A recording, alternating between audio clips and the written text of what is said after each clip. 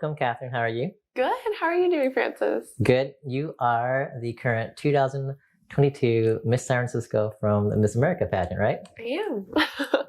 Now, you have achieved a lot in the sense that you made it that far in the pageant. You're also working as a financial advisor, I believe. Which company? I'm working as a financial analyst at Goldman Sachs. How's that going? It's been an incredible 6 months. I just graduated from USC, so it's my first career. Very exciting. Definitely learning a lot of different things, but I love my team. It's definitely fast-paced. Very cool. So being a pageant gal and a role model and also a community leader, there's a lot of focus on becoming that image of pursuing of perfection, right? Mm-hmm. But I know that wasn't always the easy beginning journey for you, right? When did you first started considering, or when was it that you were first put into a position where you had to start considering working on how you were represented and presented to the public? I think for me, it's always been self-motivated, but my first pageant experience was in 2013. I remember telling you I was very much of a tomboy. I did not know how to dress myself. Makeup, had no idea what that was. And I walked into the room with Keds on and a high-low dress when it was very in fashion at the time. And I felt like, oh my gosh, I'm completely out of my element. What am I doing here? But I really fell in love with the idea that you could present all aspects of your life in the most well-rounded element. So I ended up pursuing that program, the Miss Sonoma County's Outstanding Teen in 2013, fell in love with the program and just really felt like pageantry brought out a sense of confidence in myself that I never had before.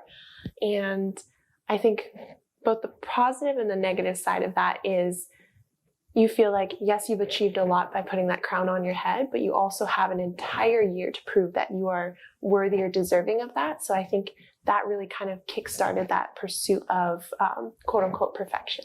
Okay. How old were you at that time? I was 13 years old. Yes.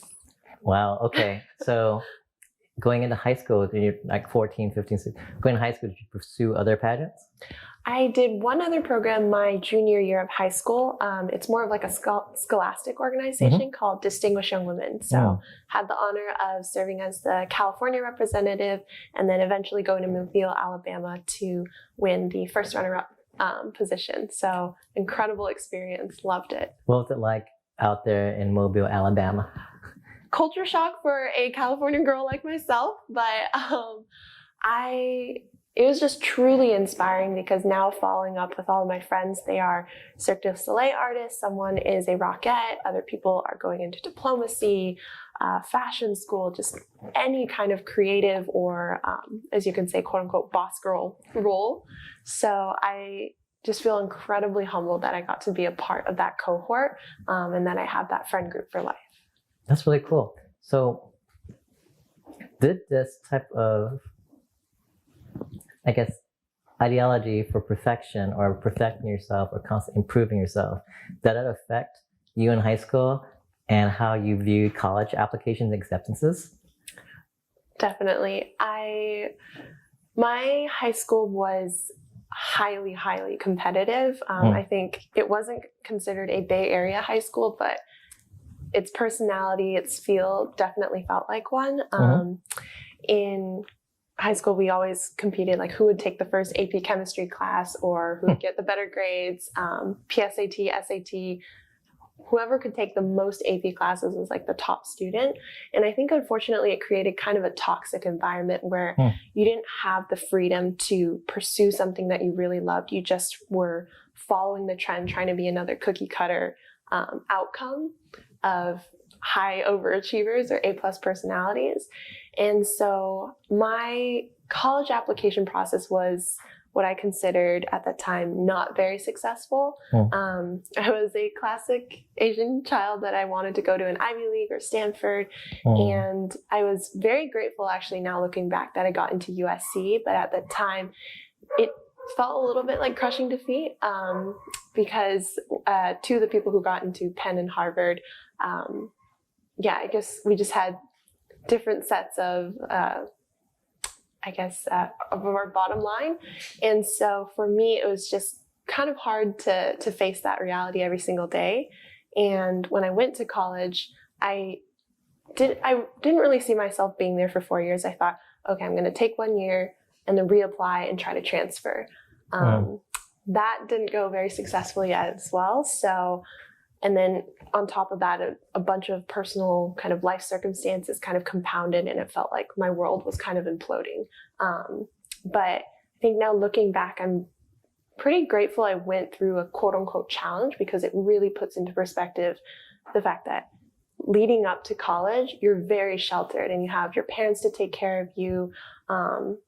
You're very much coddled. And for the first time, I had to be an independent thinking woman, and I had to face the music on my own. So grateful that I went through it at a pretty early age. Yeah. Great. And I remember reading in an interview article, you actually faced some of these things resulted as you're transitioning, I think, from high school to college. It resulted in a journey of impacting on your health too. Yeah. Can you share a little bit about what happened? Yeah. So as I kind of alluded to before, my freshman year, which was 2017, I was keeping that kind of like high school gung-ho mentality. So I think I took 23 units. 23 units in your freshman year. Yeah, Okay. I was gung-ho about getting to Stanford, but I did that. I signed up for every single organization I could have possibly thought of: a pre-law fraternity, Model UN, almost rushed for a sorority, every kind of like professional oriented organization I wanted to be a part of, because that's all I had known up until high school. But in October of 2017, I got a call from one of my friends who worked at our local newspaper, and he said, "Are you okay? Like, did you escape?" And I was like, "What are you talking about? I'm comfortably in my dorm room, like having a great time with my friends." And he's like, "Is your family okay?" I was like, "What are you talking about?" He said, "The fire." And then I looked it up, and at the time, basically my neighborhood, we live on top of a mountain, had been completely engulfed in the now named Tubbs fire. I tried calling my parents, didn't get an answer, started freaking out at 3 a.m. Distinctively, I remember that. And I just thought, oh my gosh, was that potentially the last time I ever got to say goodbye to my parents, or like that I loved them? Thank goodness that they were okay and they made it out unscathed. But now then recollecting the story of literally driving through the flames, it's like completely unimaginable. So that, I think, compounded with the stress of trying to be perfect and not make any mistakes and not quote unquote being a failure in a sense, resulted in me not recognizing that I had over 2 years developed Hashimoto's disease, which is basically a non-functioning thyroid. So perfect example of like kind of the conditions. In 2 weeks, I lost over 20 pounds. I was always cold, even in 90-degree LA weather. I was wearing sweatpants. I could barely sit up at the dinner table because I was just too tired to hold up a fork. So at the time, I just thought, oh, probably I'm just like a little bit tired, athlete's mentality. It'll be fine. I'll just sleep it off. But Thanksgiving, when I was with my family in San Francisco, we walked 2 blocks in Chinatown, and I had to sit down on the sidewalk because I was about to pass out. So yeah, that was my discovery of my health issue. So how was that treated? Right now it's been a 5-year ongoing kind of recovery process, and I am still on medication, but I'm very, very happy to say that it's much more regulated and not very fluctuating. But I may be one of the unpopular opinions that the pandemic was actually probably the best thing that happened to me. How so? Because I got to take 2 years away from the world and really reevaluate what was truly important to me in my life. Before, it was getting into a good school, getting a good job, and just being the like perfect mold of like a child that your parents could be proud of. And my parents were never like tiger parents, but they definitely encouraged me to be the best that I possibly could. So I kind of probably amplified that message a little too extremely on myself. But the pandemic really helped me reevaluate that. Beyond anything else, any kind of like medal, success, accolade, your health is your number one trophy or priority. So that really inspired me to start posting actually fitness videos on Instagram, purely to keep myself accountable, but it kind of just spiraled into this massive snowball into reels on Instagram, a workout plan, YouTube videos, a website. So it's been a very positive turn. Okay. Then how does health and fitness play a part in your mission now in working with young women, being a role model, but also in pageantry as well? Yeah, I would say pageantry has shown me a side of confidence that I never had before, but I also recognize that it's probably the single most difficult quality for a young woman to develop, because if you think about the age range, it's 13 years old to 25 years old.